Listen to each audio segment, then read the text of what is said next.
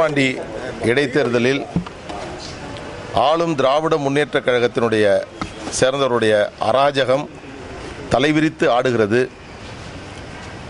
விக்கிரவாண்டி தொகுதியில் கட்டுப்பாட்டை மீறி தேர்தல் அதிகாரிகள் காவல்துறையினுடைய கட்டுப்பாட்டை மீறி நிலைமை மிக மோசமான நிலையில் இருந்து கொண்டிருக்கிறது. மாவட்ட ஆட்சியரை சந்தித்து பல முறை இதுவரையில் நாங்கள் கொடுத்த புகார் மீது எந்த நடவடிக்கையும் நீங்கள் எடுக்கவில்லை, உங்கள் மீது நாங்கள் நம்பிக்கை இழந்திருக்கிறோம், தேர்தல் அதிகாரியை மாற்றுங்கள் என்று சொன்னோம், உள்ளே இருக்கக்கூடிய திமுகவினரை அப்புறப்படுத்த வேண்டும் என்று சொன்னோம், சட்டவிரோதமாக இருக்கக்கூடிய திமுக தேர்தல் அலுவலகங்களை இழுத்து மூட வேண்டும் என்று சொன்னோம்.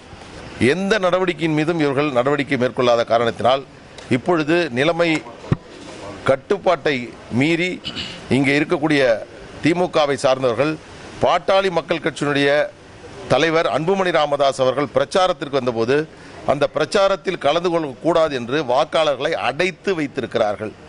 அவர்களை மிரட்டி அச்சுறுத்தி பணம் கொடுத்து நீங்கள் அன்புமணி ராமதாஸ் அவருடைய பிரச்சாரத்தில் கலந்து கொள்ளக்கூடாது என்று அச்சுறுத்தியிருக்கிறார்கள்.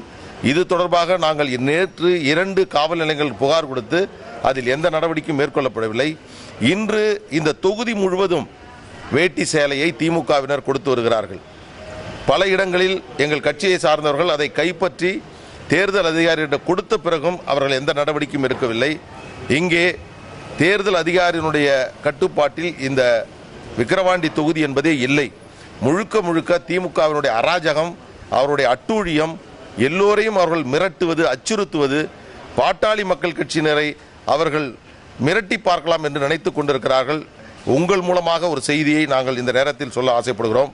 ஜனநாயக முறைப்படி இந்த தேர்தல் நடைபெற வேண்டும், நியாயமாக இந்த தேர்தல் நடைபெற வேண்டும். மக்கள் வாக்களிக்கக்கூடிய, அவர்களுடைய சுதந்திரமாக வாக்களிக்கக்கூடிய சூழலை தேர்தல் ஆணையம் உருவாக்க வேண்டும் என்று பல முறை நாங்கள் கேட்டோம். அது இங்கு நடப்பதாக இல்லை. இங்கே இருக்கக்கூடிய தேர்தல் அதிகாரியை மாற்ற வேண்டும் என்று சொன்னதற்கு இதுவரையில் நடவடிக்கை மேற்கொள்ளப்படவில்லை. இன்றைக்கு நாங்கள் கொடுத்த புகார் மீது நடவடிக்கை எடுக்கவில்லை என்று மாவட்ட ஆட்சியரிடம் சொல்லியிருக்கிறோம். இன்னொரு செய்தியை அவரிடம் சொல்லியிருக்கிறோம். நீங்கள் நடுநிலையாக நடந்து கொள்வதாக இருந்தால் உள்ளாட்சி பிரதிநிதிகளை திமுகவினர் அமைச்சர்கள் மிரட்டுகிறார்கள். அங்கே சட்டவிரோதமாக துணிகளை, வேட்டி சேலைகளை கொடுக்கிறார்கள், அடைத்து வைத்திருக்கிறார்கள். இப்படி புகார்கள் வருகிறது. இது போன்ற சட்டவிரோத செயல்களை அமைச்சர்களாக இருந்தாலும் ஆளும் கட்சியை சார்ந்தவர்களாக இருந்தாலும் யாராக இருந்தாலும் கடுமையான நடவடிக்கை எடுப்போம் என்று நீங்கள் ஒரு சுற்றறிக்கை வெளியிடுங்கள். அதன் மூலமாகத்தான் எல்லோருக்கும் தேர்தல் ஆணையத்தின் மீதான நம்பிக்கை வரும் என்று நாங்கள் சொல்லியிருக்கிறோம். செய்வேன், இன்றைக்குள்ளாக அதை செய்கிறேன் என்று எங்களுக்கு அவர் வாக்குறுதி அளித்திருக்கிறார். அதை நிறைவேற்றுவார் என்று பார்க்கிறோம்.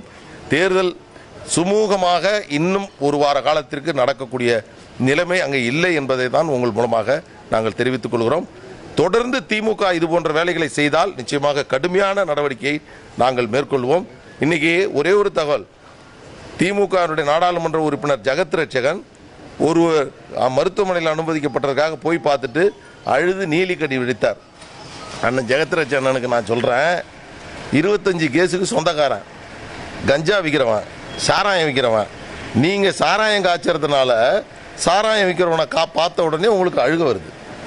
அவனுடைய பின்னணி என்னன்னு தெரியுமா உங்களுக்கு? முதல்ல அண்ணன் ஜெகத் ரட்சகனை நீங்கள் ஃபேக்ட்ரி வச்சு நடத்துறீங்க, அவன் ஒரு மினி ஃபேக்ட்ரி வச்சுருக்கான், கஞ்சா ஃபேக்ட்ரி வச்சு அங்கே இருக்கக்கூடிய எல்லாருக்கும் கஞ்சா டிஸ்ட்ரிபியூட் பண்ணுறவன். 25 கேஸுக்கு பின்னணியில் உள்ளவனுக்கு போது நாடகம் ஆடுறீங்க, நடிக்கிறீங்க, ஊன்றீங்க.